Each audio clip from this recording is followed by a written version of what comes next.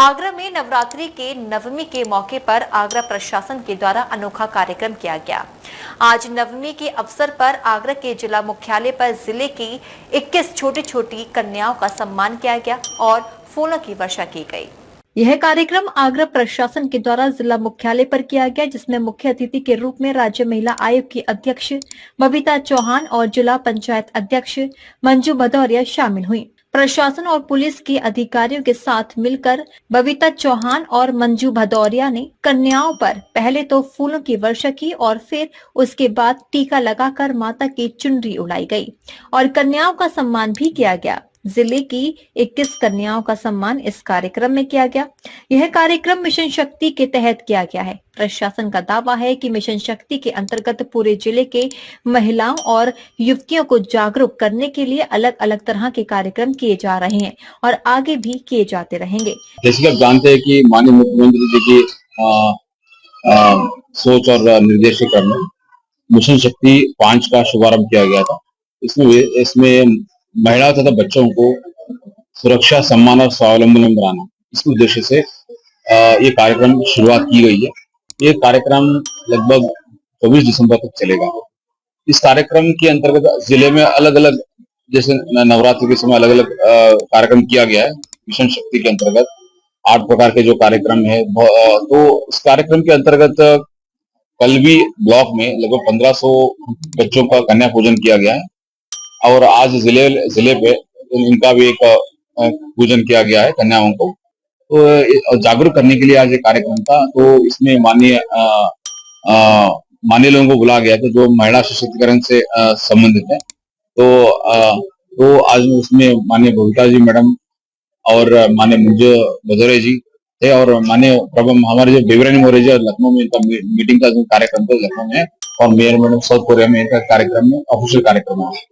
तो इसके तहत हमारा ये अभियान चलता रहेगा और अभी से एक हफ्ते में अपने लगभग जो अब देख रहे हैं कि जिले में विभिन्न प्रकार के कार्यक्रम किया जा रहा है इस मिशन शक्ति 5 के अंतर्गत, और ये लगभग 24 दिसंबर तक चलेगा।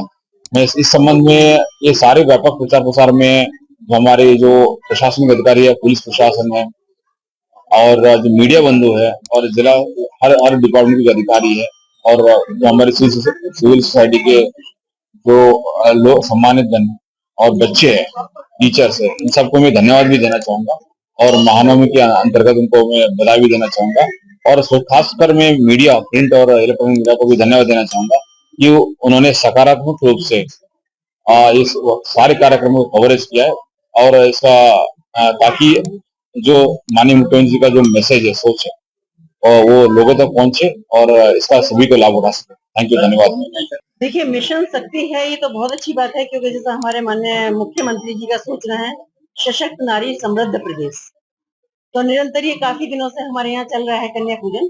लेकिन क्योंकि नवरात्रि है तो इसलिए इसका महत्व और भी ज्यादा बढ़ जाता है।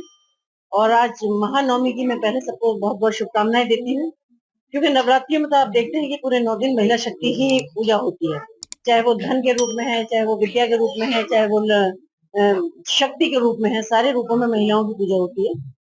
और मैं कहूँ क्योंकि सनातन धर्म की बहुत पुरानी परंपरा है, यहाँ महिलाओं की हमेशा पूजा की गई है। अगर मैं भारत की बात करूँ तो भारत को तो माँ के नाम से, भारत को भी माँ के नाम से जाना जाता है।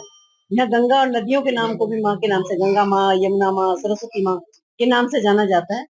तो ये हमारी बहुत पुरानी परंपरा है। और मैं जरूर कहना चाहूंगी कि अगर मैं देश की बात करूं तो क्योंकि बीच में कुछ दौर जरूर ऐसा आया था कि जहाँ महिलाओं को बहुत पीछे कर दिया गया था, लेकिन अगर 2014 की बात करूं और उत्तर प्रदेश में पिछले मैं 8-9 साल से बात करूं, तो जो महिला सशक्तिकरण पर काम हो रहा है वो सच में मैं कह सकती हूँ कि बहुत ही एक तारीफ के काबिल है कि आज महिलाओं को सशक्त भी किया जा रहा है, महिलाओं को उनको आत्मनिर्भर भी बनाया जा रहा है। मैं कहूँ अगर उत्तर प्रदेश में तो महिला के स्वास्थ्य, सुरक्षा और शिक्षा तीनों पर बहुत ही विशेष ध्यान दिया जाता है। अदरवाइज तो एक बार नौबत ये तक आ गई थी कि जहाँ ये एक स्लोगन माननीय प्रधानमंत्री जी को देना पड़ा था कि बेटी बचाओ और बेटी पढ़ाओ।